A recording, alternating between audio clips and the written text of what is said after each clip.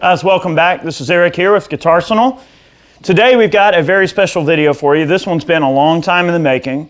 We're going to be talking about a mid-70s Roland Space Echo. This is a model RE-201. This is a tape echo machine, so this is very different than some of the other stuff you've seen on the channel. This unit was actually a Christmas gift to me from my wife this last year. And unfortunately, it wound up having some major issues that needed some real attending to. We'll talk about those issues a little bit, but first I really just kind of want to let you hear some of this unit here. The Space Echo was a series of tape echoes that Roland put out in the early days, and they are very, very interesting machines that use a series of tape heads. And you're going to get a shot of the inside of this thing as it's running. This tape is running across these tape heads, and the different mode selections activate various degrees and amounts of the tape head and the orders of the tape heads, so you get some different kind of springy sounds in terms of the playback functions that you get in terms of the delay. All right, the RE-201 is basically an RE-101 with reverb. Okay, so this was like the second in a series of tape delays that Roland came out with, and the RE-201 was by far the most successful tape unit that Roland put out. It's been the most mass-produced, the most successful, and it's been used on countless records. Famous users of the RE-201, Brian Setzer uses, I think he uses a combination of different tape units that Roland makes, but I'm pretty sure he uses the RE-201. All right, Brian Setzer uses it. Johnny Greenwood from Radiohead famously used the RE-201 to get many of his spacey delay sounds on the OK Computer record and other records that Radiohead put out. He is a very famous user of the RE-201. They've been used on countless vocal tracks, on various recordings. This exact unit that's in this video was used by Steve Miller to record several vocal tracks on some of his records. I purchased this unit from a studio that confirmed that Steve Miller did use this particular unit. We're going to go through and let you hear some of the sounds. With the mode selector, you've got, let's just go through reverb only. So let's start on the low end and go all the way up through the reverb and echo settings.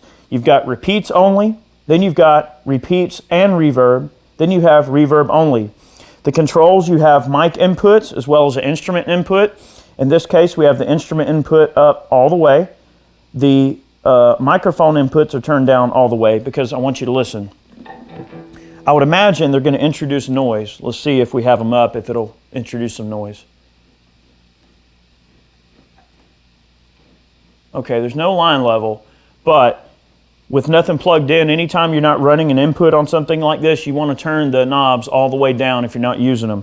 So you have two microphone inputs, an instrument input, which we have up all the way. The unit can be disengaged between normal and echo with this flip switch here, or with a foot switch that controls, turns the echo on and off. Okay. You have a mode selector, which we'll go over in a moment. You have a bass and treble control, which as far as I can tell, only control the repeats and splashback, the physical repeats of the reverb sound. So it does have a spring reverb tank in it. Okay. and you have a reverb volume, which controls the volume of the reverb, okay? For your delay sounds, you have repeat and intensity and the echo volume, not unlike the echo controls that you see on an Electro-Harmonix Deluxe Memory Man unit. Okay, the repeats are very, very similar in terms of the way they operate. You can blend in clean signal versus wet signal with that control, and then you have just a simple repeat and intensity, and these things are great. You have a peak level, which lets you know if you're getting distorted, and a output that lets you know when you're getting into that distortion level. So really cool unit. These things obviously do self-oscillate. The tape units really do give a very, very different sound than a pedal can give. Tape units have a little bit of flutter, a little bit of odd kind of anomalies, and they can really sound very different depending on how well the unit's been maintained, the age of the tape, if the pinch roller has been adjusted. Now I'm going to go right out and just say, well, I tell you what, let's listen to a couple of sounds first, and then we'll get into it. So here's the dry super reverb amplifier. Okay. This is no reverb coming out of the super reverb. This is just naked super reverb. This is a 1968 Super.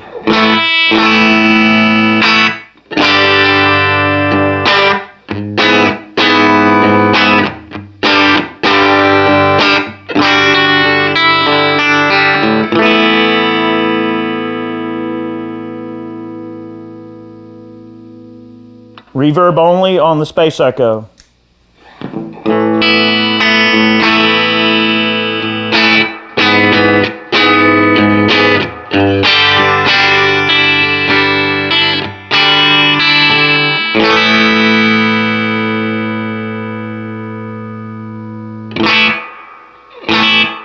All right, I've got it set low. Let's go ahead and crank the reverb up.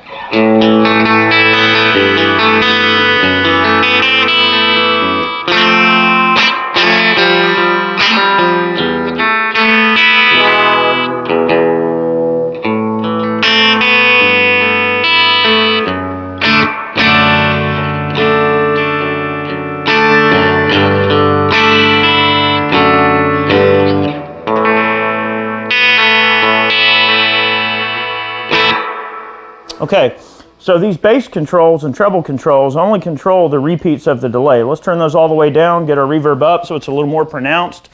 Reverb has never really been the super strong point of the Space Echo. They've never been known for their glorious reverb. The reverb is decent. The reverb tank on this unit has been replaced. Actually, this unit's been recapped. The pinch roller's been completely replaced. The motor's been rebuilt. The tape's been replaced. And the reverb tank has been replaced. Jeff Andrews up at Andrews Amp Lab did a full battery of work on this thing to get it going. When I got it, it was not functioning properly, okay? So that's just something to keep in mind there, okay?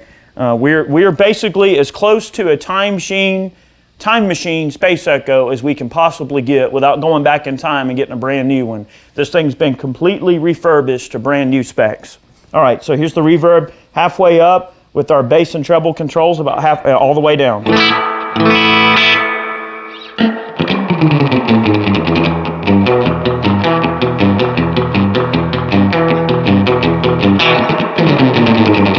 know, that sort of thing. It can get a little crazier. Let's go all the, oh yeah, you can get into the hallway territory.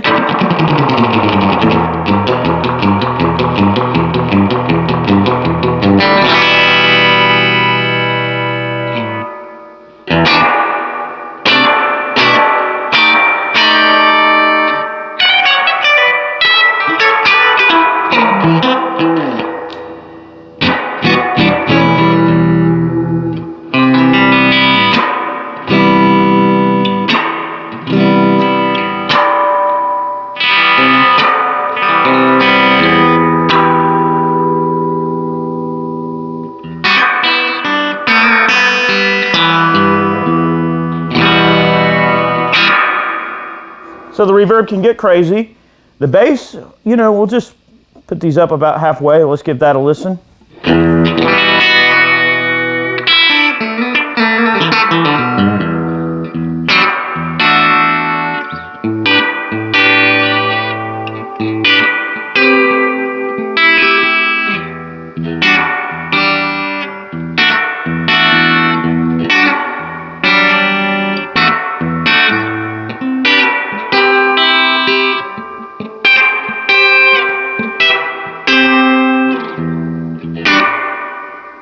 All right, so I think we can all agree the reverb sounds nice. We're going to go quickly through the settings here because I don't want this video to be like a bazillion minutes long, so we're going to try to keep this short and sweet. Hopefully give you guys an idea what this thing can sound like. All right, so no reverb now. These first 4 settings are repeats only. So let's say you have an amp that you really love the sound of the reverb and you only want the repeats. You don't have to use the onboard reverb.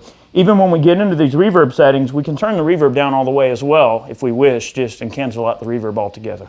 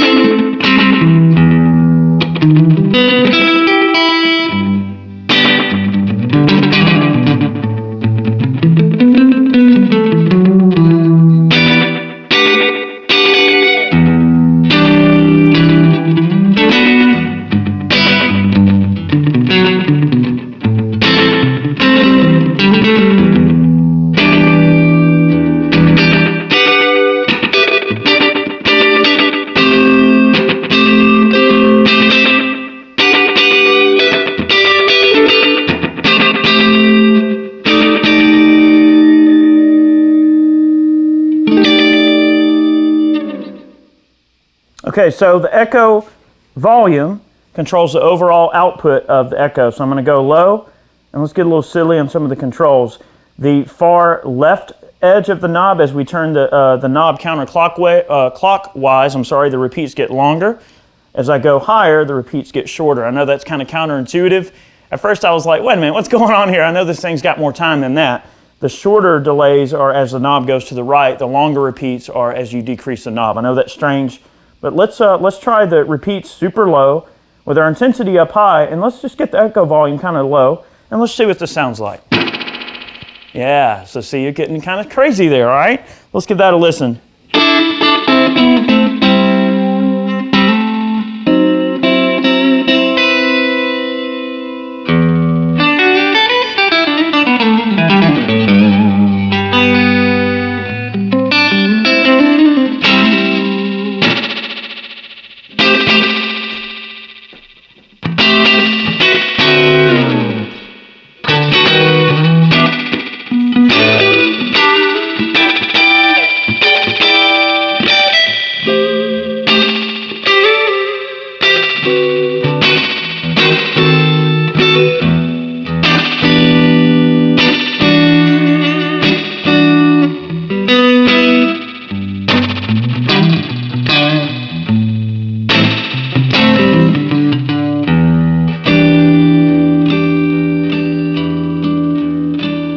All right, let's leave those settings there and listen to what it sounds like as we increase the echo volume. That's kind of cool. All right, it almost sounds like a reverb tank getting kicked. All right, you get that kind of sound going on.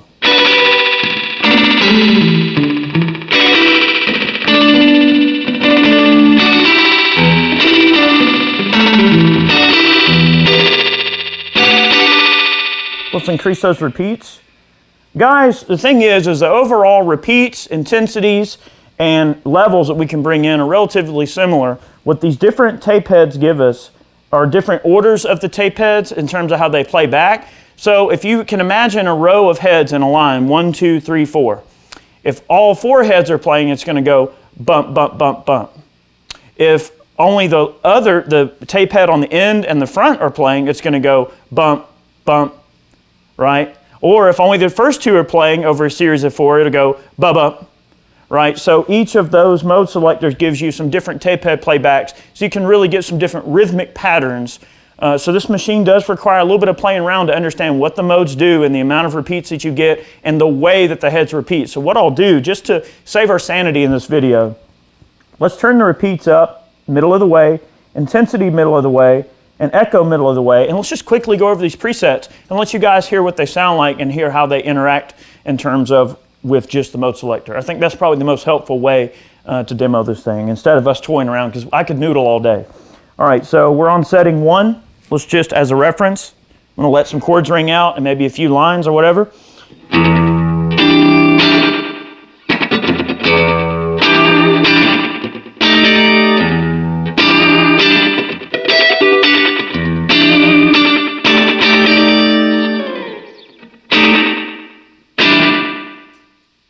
Mode 2.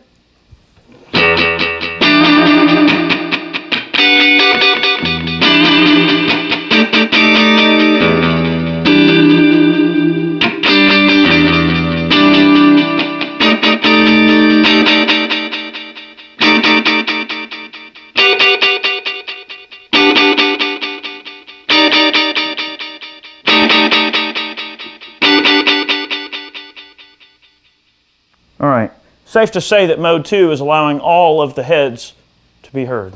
Okay, that sounds pretty distinctive. Mode 3. Okay.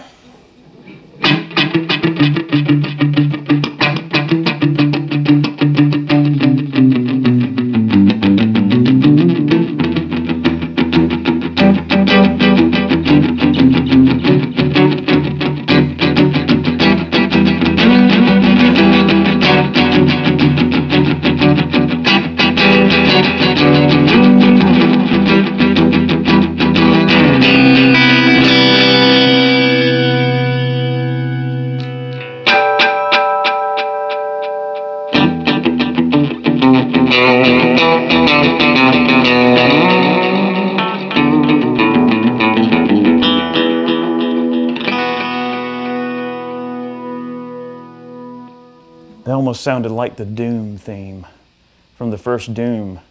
Actually, it was what that was. It subliminally came out. I don't know. It's the Doom Machine. All right, setting number 4. You can see the playback heads there. It's kind of a weird order there. Let's give that a listen.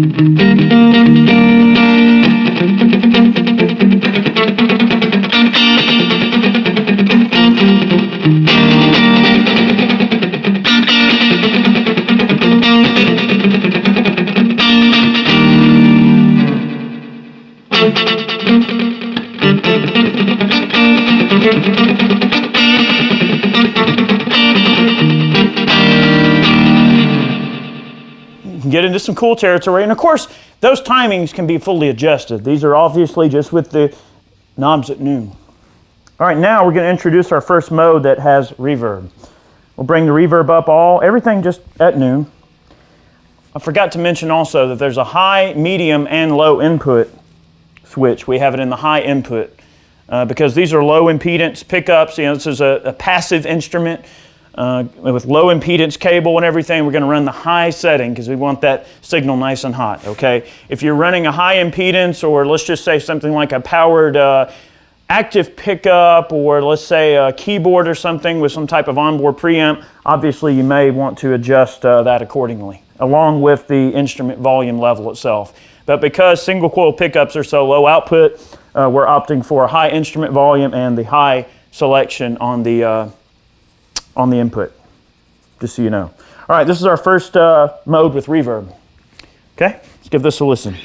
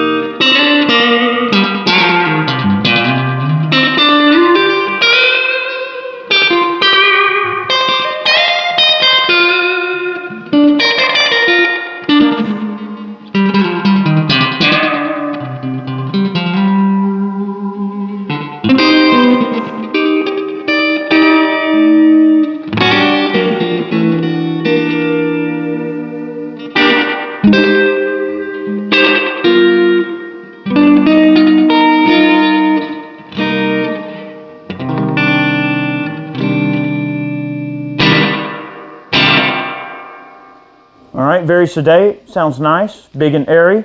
Tell you what, we're going to turn the reverb down just a little bit. I don't want to drown out the repeats. I want us to be able to hear the repeats really well.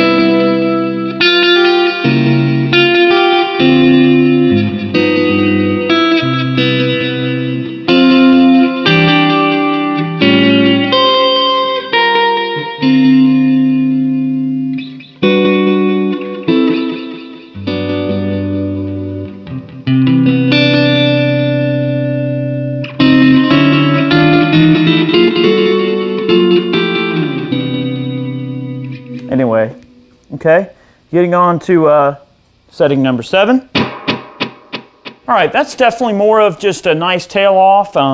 Probably an echo sound that I would use quite heavily would be number 7. The type of stuff I like to do. You know, maybe even take that long tail off and just, for the sake of argument, decrease the echo volume. Maybe the amount of repeats.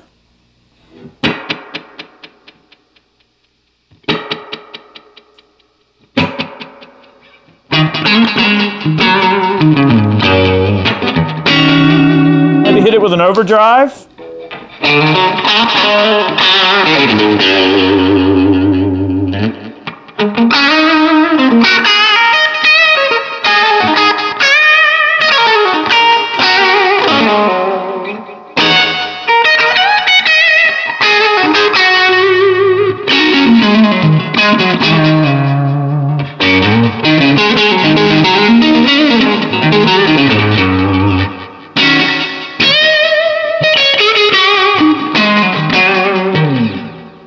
Very pretty sounding right there. We'll get back to the test, but very cool stuff. I'll disengage the overdrive.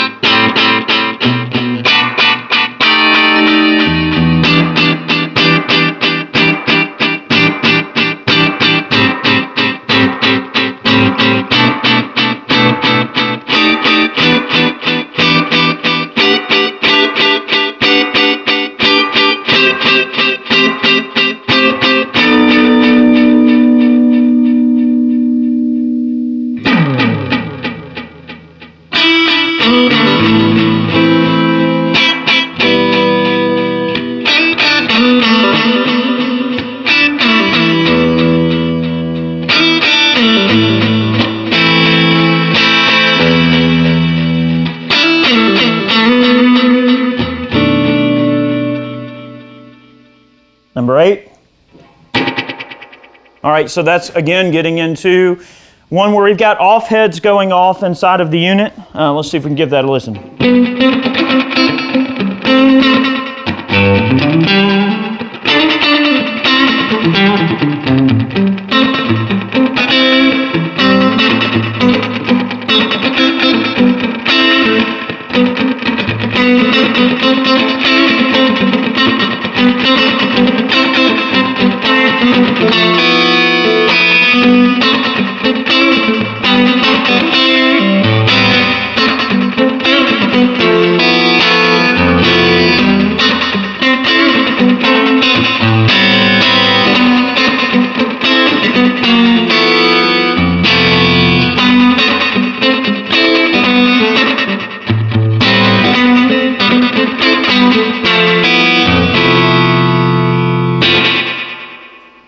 Very pretty. Number 9. Okay. Oh yeah, that's getting tricky there. This is kind of a odd pattern there.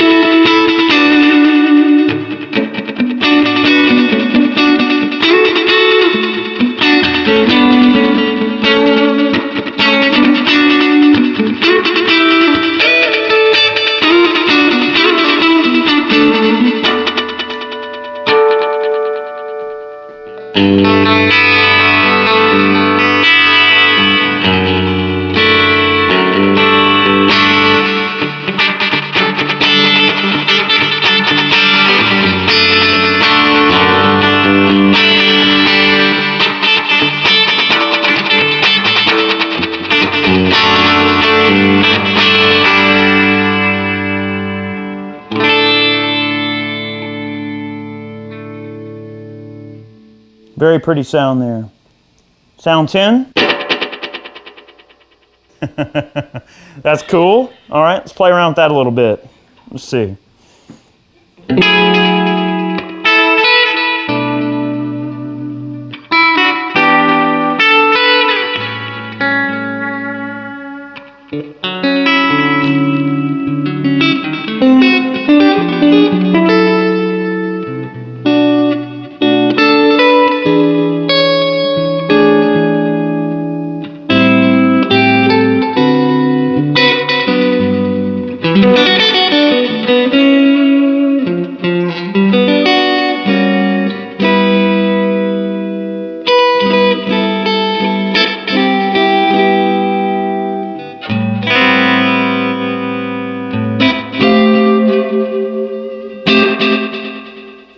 Sounding delay.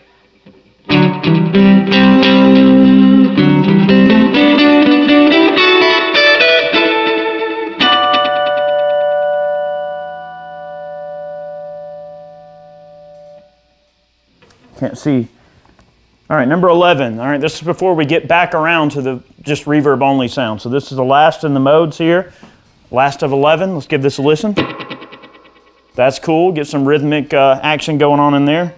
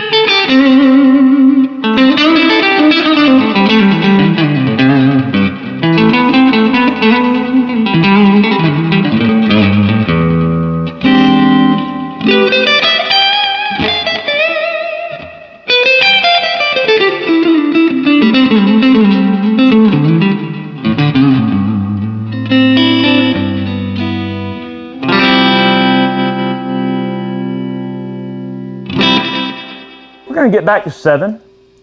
Seems to be my favorite.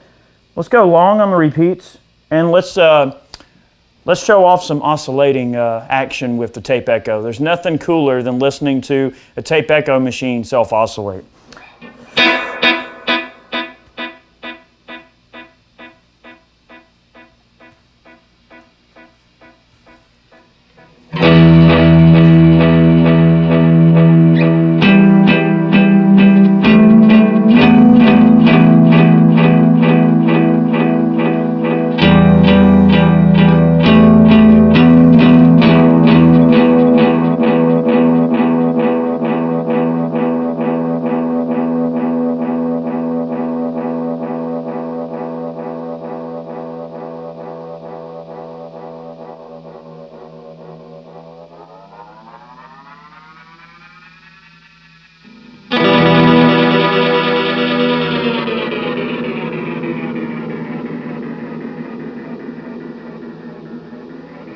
Getting into some of those Radiohead things that are going on. I know you guys have heard it. Let's see.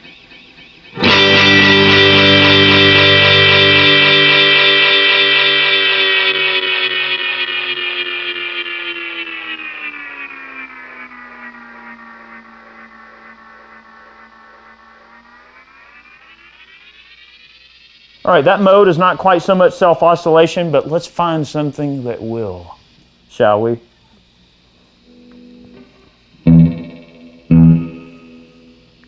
I want it to go full gonzo.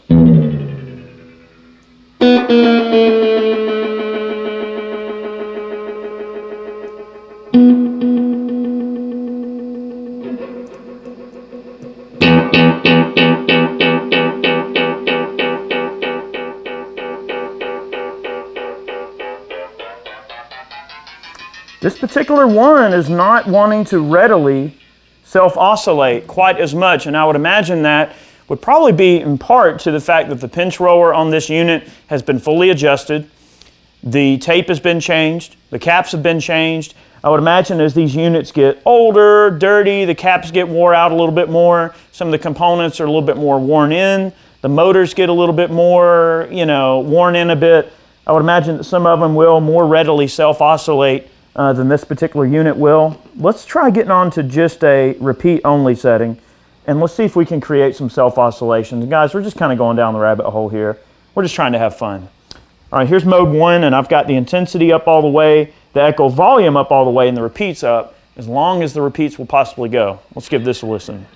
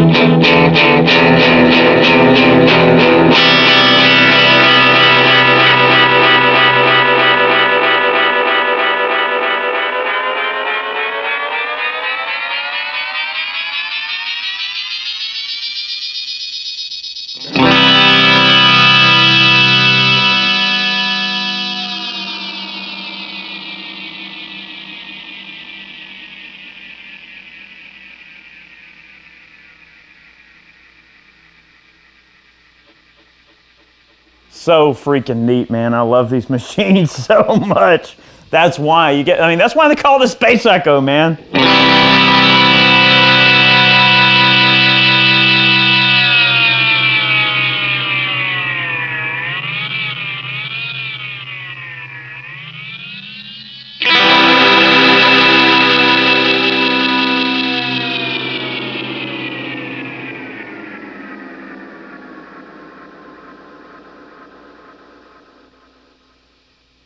All right, guys. Well, hopefully you enjoyed today's video.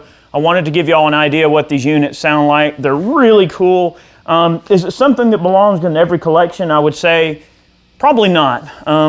These units are really cool, but they do represent a considerable cost. The maintenance is a real bear. If you get one that's not functioning, it's very expensive to get parts, and parts can be very difficult to locate in general.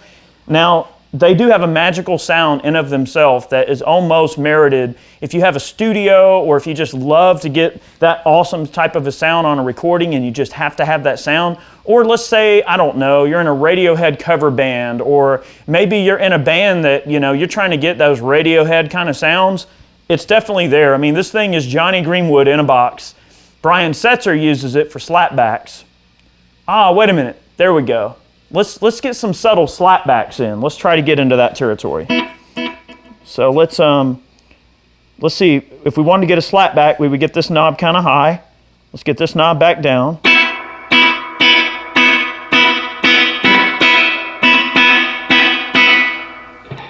There you go.